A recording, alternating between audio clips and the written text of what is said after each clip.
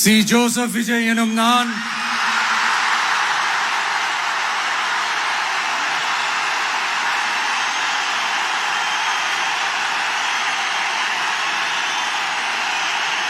சட்டப்படி அமைக்கப்பெற்ற இந்திய அரசியல் அமைப்பின்பால் உண்மையான நம்பிக்கையும் மாறா பற்றும் கொண்டிருப்பேன் என்றும் இந்திய நாட்டின் ஒப்பில்லாத முழு முதல் ஆட்சியையும் ஒருமையையும் நிலை நிறுத்துவேன் என்றும்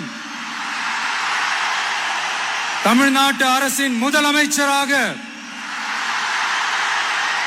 உண்மையாகவும் உளச்சான்றின்படியும் என் கடமைகளை நிறைவேற்றுவேன் என்றும்